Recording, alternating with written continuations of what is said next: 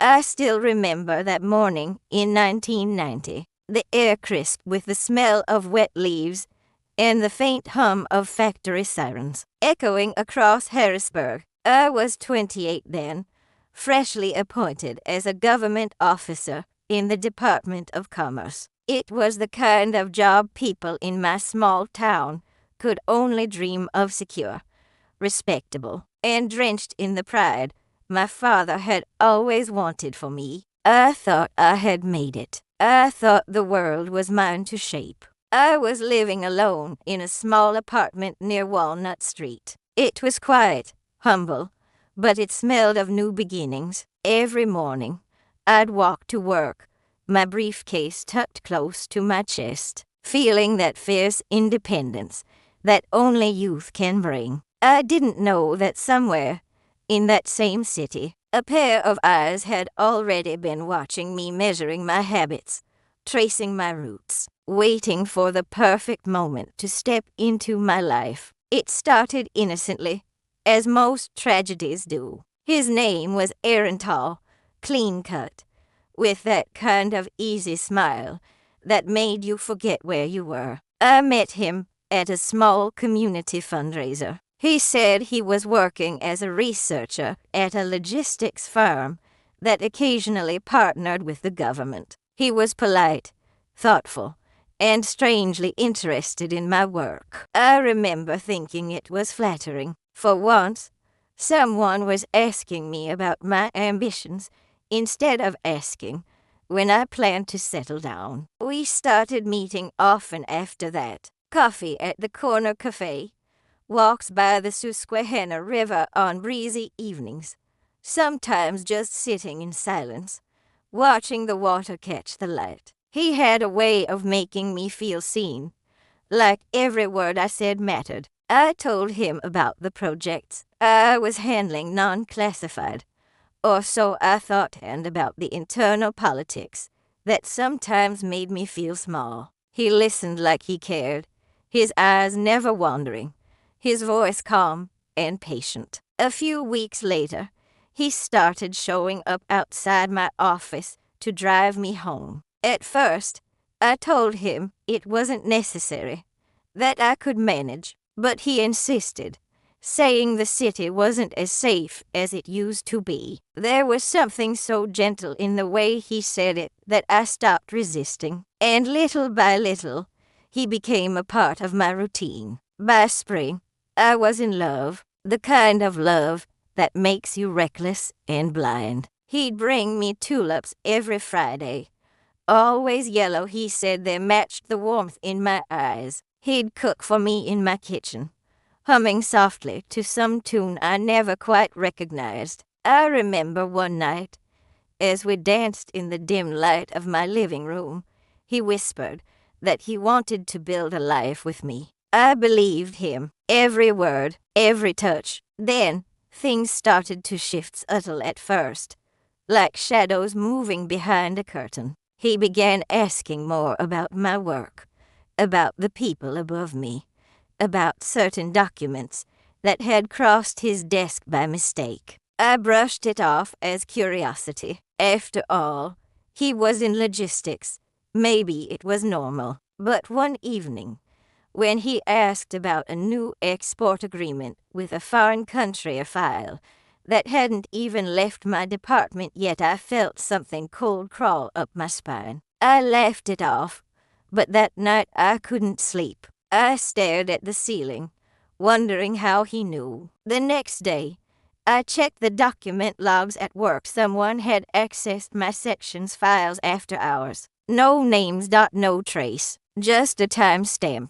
That's when I called my best friend, Laura. We had joined the department together, but she'd moved to a classified branch 2 years earlier. She always said she couldn't tell me much about what she did, but I knew she was in intelligence. I told her about Aaron, about his questions, about the file. She went silent for a moment and said, "Don't say another word. I'll look into it." For 3 days, I heard nothing. Aaron kept calling, kept showing up with flowers, his smile as perfect as ever. But every time he touched me, it felt wrong, like my body knew something my heart refused to accept. On the fourth night, Laura came to my apartment. Her face was pale, her hands trembling slightly as she shut the door behind her. "He's not who you think he is," she said quietly.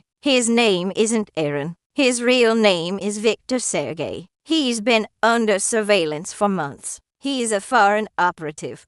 My world went silent. I remember the sound of my heartbeat pounding in my ears. I wanted to deny it. I wanted to scream that she was wrong. But when she placed a folder on my kitchen table, his photo, his real name, and his connections, it was like the ground gave way beneath me. Every memory, every smile, every touch, it all felt poisoned. I sat there staring at the folder, my hands shaking so badly I could barely hold it. "He used me," I whispered. "He used me to get information." Laura looked at me with something between pity and fear. "We think he's taken copies of at least 3 trade documents. Nothing directly top secret, but enough to compromise us. We need to move fast."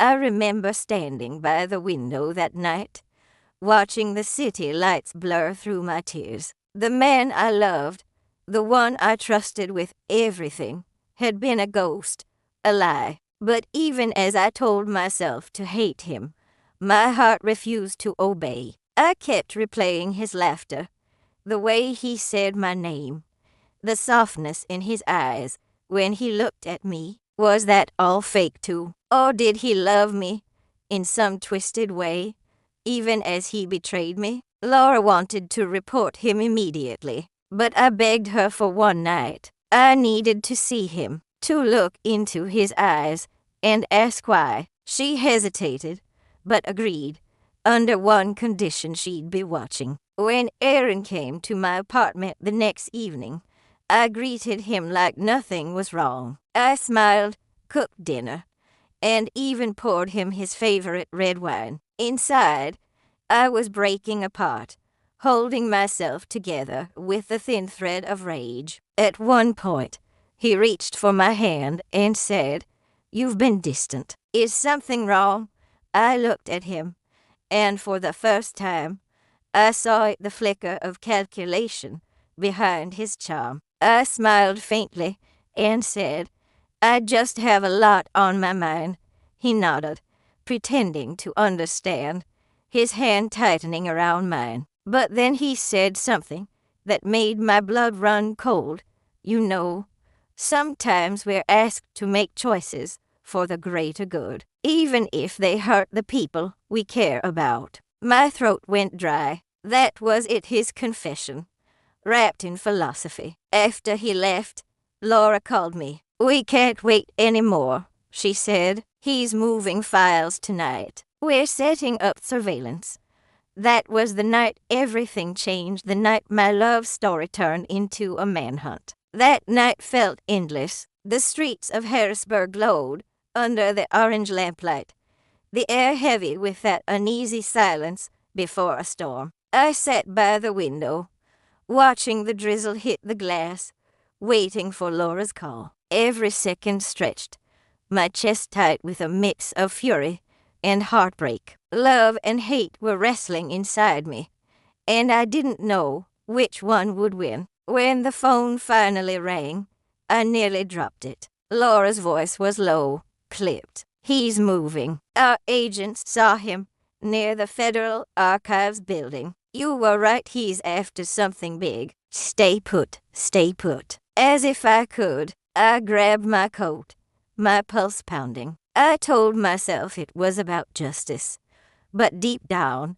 I knew it was more than that. I needed to see him again, not as the man I loved, but as the traitor who ruined me. I drove through the rain, the wipers struggling to keep up. Every street light blurred into streaks of gold and gray. I kept replaying every word he'd said to me, the soft lies, the promises of forever, the nights he held me like I was the only truth in his world. Maybe he had loved me in his own way, But it didn't matter anymore. He had chosen his side, and now I would choose mine. When I reached the building, Laura and 2 agents were already inside, positioned near the loading dock. I parked a block away and waited, watching through the misted windshield. Minutes later, I saw him, Erno, Victor, stepping out of a black sedan, his movements calm,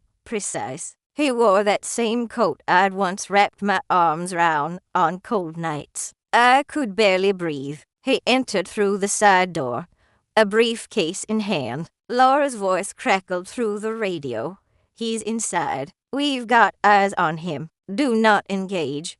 But I couldn't help it. I slipped out of the car and moved closer, my shoes splashing through puddles. My heart felt like it would tear through my ribs. I wasn't thinking as an officer anymore. I was a woman scorned, betrayed, burned alive by love turned into poison. I entered through the back door quietly, the corridor dimly lit, smelling of paper and dust. Footsteps echoed somewhere ahead. I followed the sound until I saw him in the records room, crouched beside an open cabinet, rifling through folders. For a moment, I just watched him, the man who had once brushed my hair away from my face, now stealing the life I'd built. Something inside me snapped. You never were who you said you were you? He froze. Slowly, he turned around. His face went pale, his eyes searching mine. You shouldn't be here.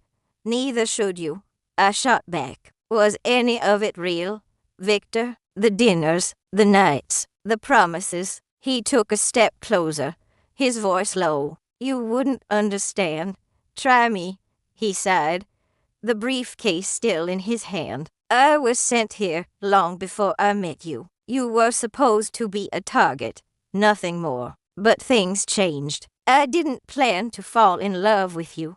Those words cut deeper than any lie. For a second, the part of me that still loved him wanted to believe it. But then I saw the folder in his hand, government seals, confidential stamps, my department's insignia. Love, I whispered. You don't destroy the people you love.